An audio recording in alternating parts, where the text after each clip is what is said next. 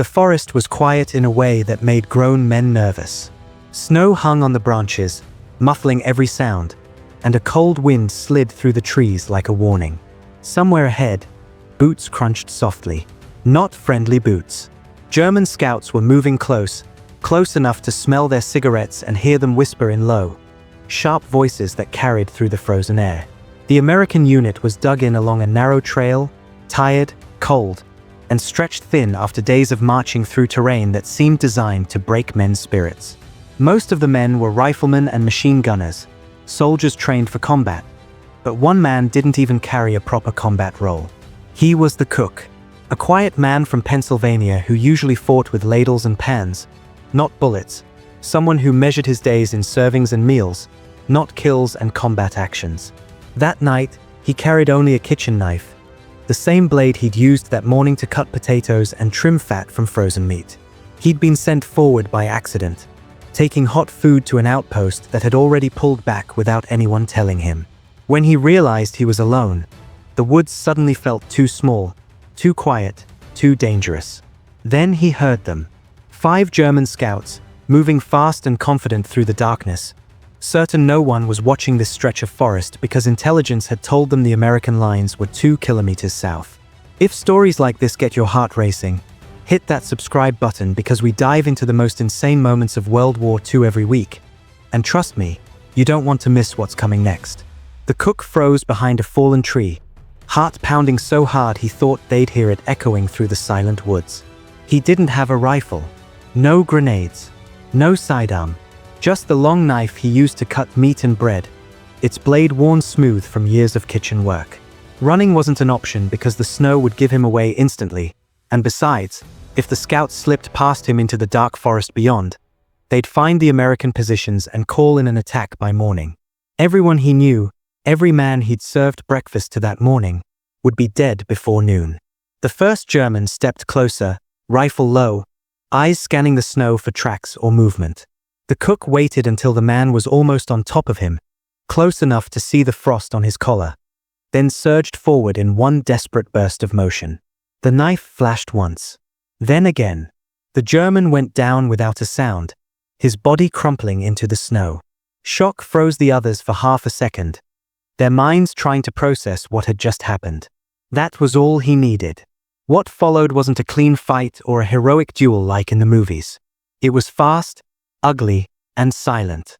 The cook moved on pure instinct, closing distance so rifles couldn't be raised, using the trees and darkness like weapons of their own. One scout tried to shout, opening his mouth to scream a warning into the night. He didn't finish. Another fired a wild shot into the trees, but the sound vanished in the snow and nobody came to investigate. Seconds felt like minutes. When it ended, 5 German scouts lay still among the trees, and the cook stood there shaking, knife slick with blood and hands numb from cold and fear. He hadn't planned to kill anyone that night. He'd planned to serve stew and maybe some coffee if the supply truck had made it through. He didn't celebrate.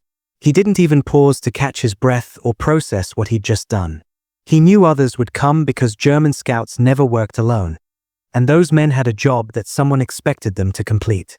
So he searched their bodies quickly, his hands trembling as he pulled out maps and papers from their jackets, and then ran back through the woods as fast as his legs could carry him, stumbling over roots and rocks hidden beneath the snow. When he reached the American lines, breath tearing from his chest in ragged gasps, officers thought he was panicking or shell-shocked or maybe drunk. Then they saw what he carried. German maps were marked with trails, unit symbols, and attack arrows pointing straight at their position, along with notes written in precise German handwriting that detailed weak points in the American defenses. The mood changed instantly. The unit commander spread the maps out in the snow, tracing the lines with a gloved finger, and realized how close they'd come to disaster. A full German force planned to hit them before dawn, using the scouts' report to guide artillery and infantry through the trees in a coordinated assault that would have crushed the undermanned American position. Without warning, without those captured maps, the Americans would have been wiped out in the first 15 minutes. Orders flew. Machine guns shifted to better positions. Riflemen dug in deeper, their shovels biting into frozen ground. A radio crackled as messages went back to headquarters, calling for support and warning nearby units about the impending attack. Mines were moved to cover the approach routes marked on the German maps. Fields of fire were cleared, trees cut down to eliminate cover. All because a cook had walked into the dark with a knife and refused to die quietly. As night stretched on, the temperature dropped below zero, and frost crept into boots and gloves and made every breath visible in the moonlight. Men waited, tense and silent, every sense stretched tight. The cook sat against a tree, still shaking, staring at his hands like he didn't recognize them anymore, like they belonged to someone else entirely. No one treated him like a cook now. They treated him like a soldier who'd just saved their lives. Just before dawn, the German attack came exactly as the maps predicted. Artillery slammed into the trees, blowing snow and dirt into the air, and infantry poured forward through the smoke, exactly where the maps said they would. But this time, American guns were waiting in positions the Germans thought were empty. Machine guns opened up in long, tearing bursts that cut through the advancing infantry. Rifles cracked from foxholes. Mortars dropped rounds into the packed German lines, turning neat formations into chaos. The Germans fought hard because they were professional soldiers who didn't break easily, but surprise was gone, and without it, their carefully planned assault unraveled fast.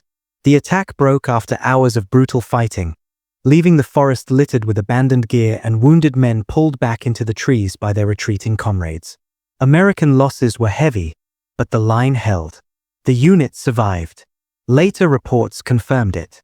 If the scouts had gotten through, if they'd reported back what they'd seen, the Germans would have hit a sleeping position from three sides with overwhelming force. There would have been no defense, no survivors, just another tragic entry in the casualty reports. Word spread quietly through the unit about what the cook had done, how he'd fought 5 German scouts with nothing but a kitchen knife and won. He didn't like the attention. He went back to his pots and pans when the fighting moved on, serving food with the same calm hands that had held a knife in the dark. But the men saw him differently now. They trusted him with their lives, because he'd already saved them once when it mattered most. Stories like his rarely made headlines or appeared in newspaper articles back home. They didn't fit the clean image of war, with clear lines and heroic charges and medals pinned on by generals.